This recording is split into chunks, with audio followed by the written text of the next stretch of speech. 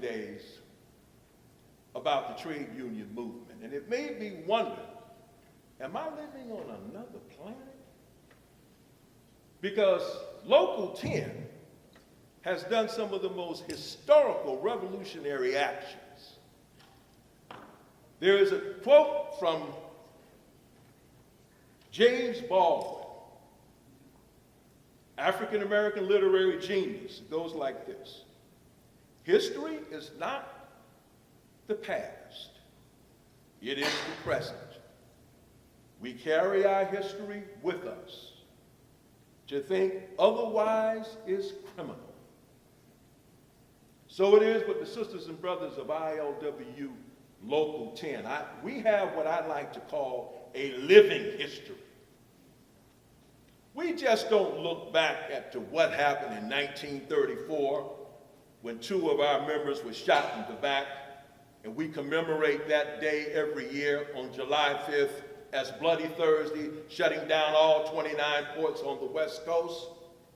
We don't just look back at what we did in 1935 when Mussolini invaded Ethiopia, and we refused to handle nickel and other metals that were going to fascist Mussolini. We just don't look back to what we did in 1939 when Japan invaded Manchuria, and there was a community blockade that stood in front of the ILWU Local 10 workers, and we honored that blockade not to send scrap iron to Japan, because Harry Bridges said that scrap iron will be used on American GIs. That turned out to be the truth, because look at what happened at Pearl Harbor. We got a letter from Franklin Delano Roosevelt scolding the ILWU and Harry Bridges about staying out of foreign affairs. Harry said it was our right, it was our privilege as citizens. We just don't look back at what we did in 1984 in refusing to handle South African cargo for 11 days, and when the news reached Nelson Mandela on Robben Island, that raised the level of confidence that the struggle in the boycott, sanction, divestment movement, anytime you shut down international cargo, it sends ripples all over, because we as longshoremen are critical to the global economy. The shoes you wear, the automobiles that you drive, the computers and handheld devices, much of the food that you eat comes off of a ship, and longshoremen make that happen. Now, fast forward to 2008. We're in contract negotiations. We wrote a resolution in Local 10 that went all the way to our caucus. That's the highest ranking body of the ILWU, calling for the shutting down of 29 ports on the West Coast to not only protest, but to resist the wars and occupation in Iraq and Afghanistan. Now, what many of you may not know is that our leadership didn't go along with that. They tried every trick in the book to bamboozle the rank and file, but it did not work. We shut it all down. It was historical because it was the first time in American history that a U.S. war had been struck by American labor. Now, it doesn't end there. Like I said, this is a living history. We keep on making it. 2010, when that flotilla carrying humanitarian supplies to Gaza, you remember that? And the Israeli commandos killed, 9 or 10 people in international waters? That's right. We shut down a Zim vessel that came to stevedoring services of America for 24 hours. That was rank and file initiated. It does not stop there. Oscar Grant, the African-American young man who was killed on the platform of the Bay Area Rapid Transit, shot in the back by Johann Messerly in cold blood while handcuffed. ILWU Local 10 shut down 5 Bay Area ports, calling for jail for killer cops and justice for Oscar Grant. It was the first time in American history that labor had taken a position on the question of police terror in the black community. Wait a minute. It did not stop there. My second encounter with Jerry Gordon was at that emergency labor conference in 2011. Remember when the Wisconsin workers were under attack? We went to the conference in March. A month later, on the anniversary of the murder or assassination of Dr. Martin Luther King Jr., we shut down the port for 24 hours. Remember, no business as usual? That was the call from the AFL-CIO.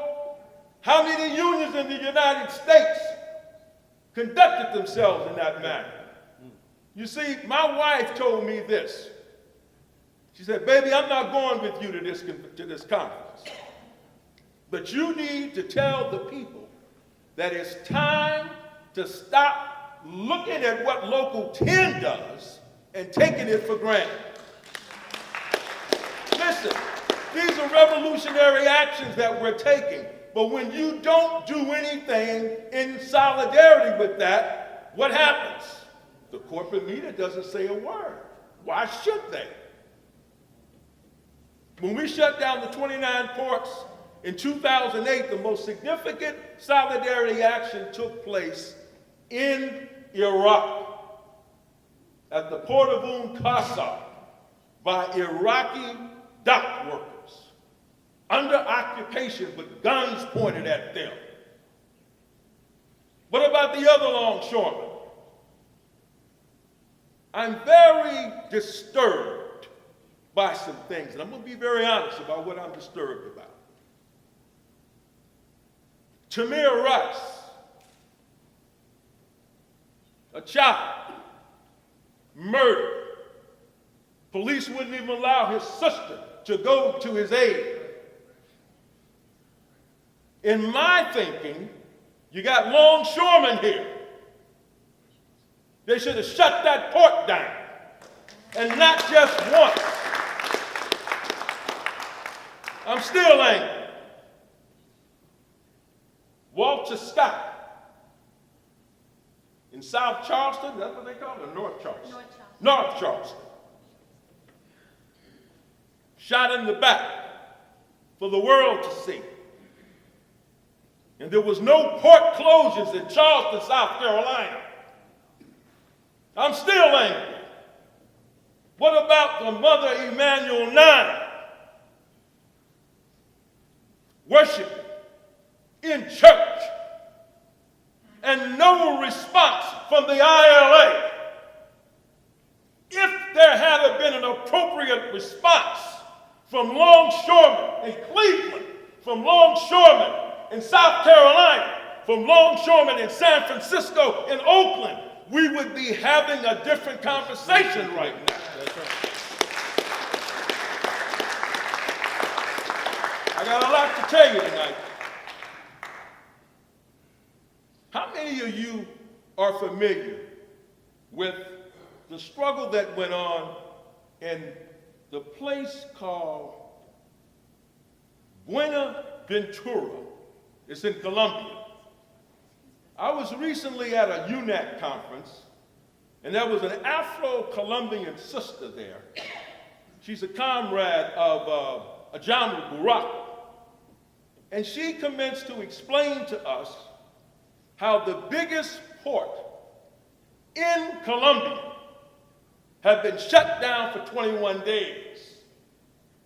Why did they shut it down? Lack of potable water, lack of infrastructure.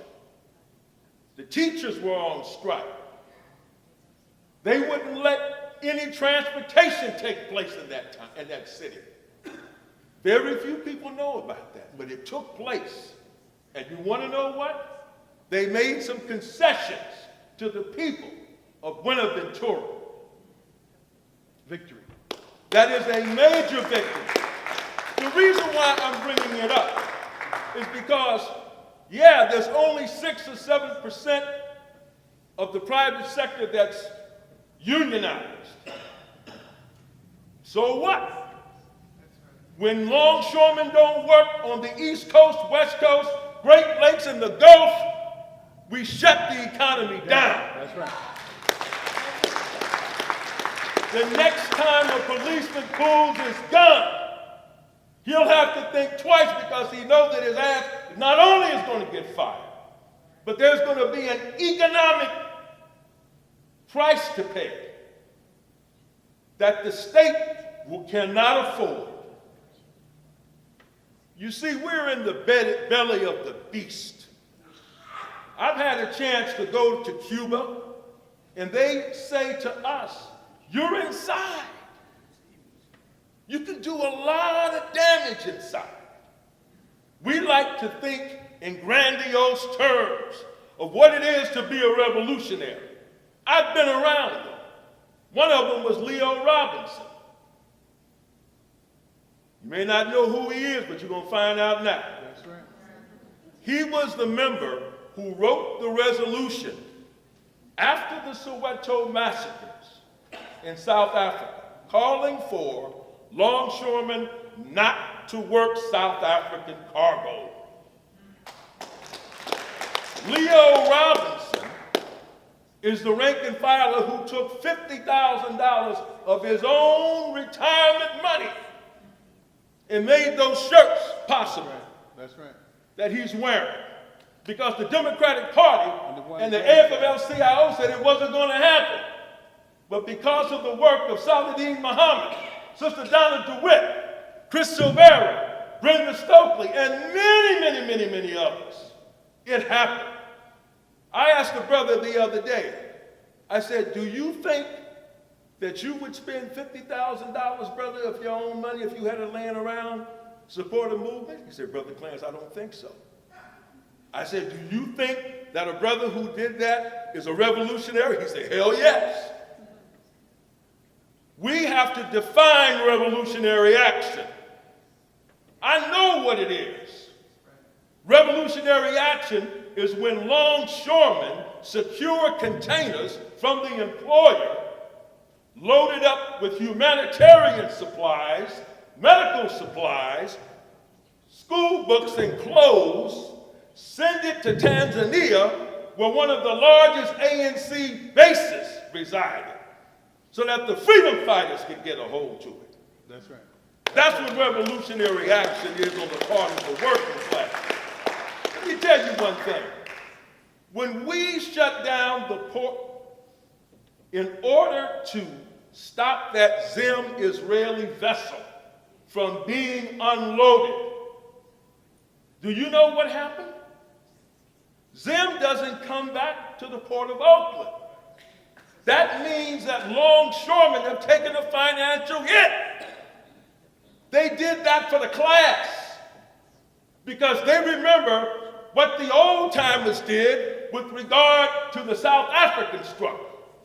They say, hey, Brother Clarence, we want to step up and do our part because it's like you said, every generation has to fight its own struggle. That's right. And getting back to you, Sister Teresa, it is so wonderful, and I was very touched by what you said, because I remember watching as a child in 1955 at 8 years of age, Huntley and Brinkley, NBC, where we saw the dogs being unleashed on black youth, freedom riders, and to see you here. I'm sorry that Sister Collier Clark is not here to be with you tonight. She's another soldier. But you represent the connection to our past struggle. Many of our young people today feel very entitled. Even black oppressed youth feel that way. And I guess that's because we live in capitalist America. They don't understand the struggle. They've heard about it. But to meet somebody who was actually a part of it, in the flesh like you, and I'm just so glad. And please, you have a lot of wisdom and answers. And like Harry Bridges used to say, we're correct even when we're wrong when it comes to the bosses. That's right. I'm going to close with this. Like I said, we have a living history. Just this past April, longshore workers were at a caucus, and they voted to have the 2018 union meeting for May 1st. We typically don't have our union meetings on May 1st. We typically have them on the third Thursday. We said we're going to have it on May 1st, International Workers' Day. Now, we haven't gotten a response from the employers yet, but I'm here to tell you, when they disagreed with us in 2008, we said we don't care, and did it anyway. They slapped an injunction on us that they subsequently dropped. But what the message is to you, and I'm not just speaking to the people in this room, I'm speaking to young people who are watching. Is this being streamed tonight? All right. May Day, we need no school, no shopping. Join the ILWU in shutting down all 29 ports. We should be urging the same thing in Cleveland, the same thing in Charleston, South Carolina, the same thing in the Gulf States. The world is waiting for us to stand up.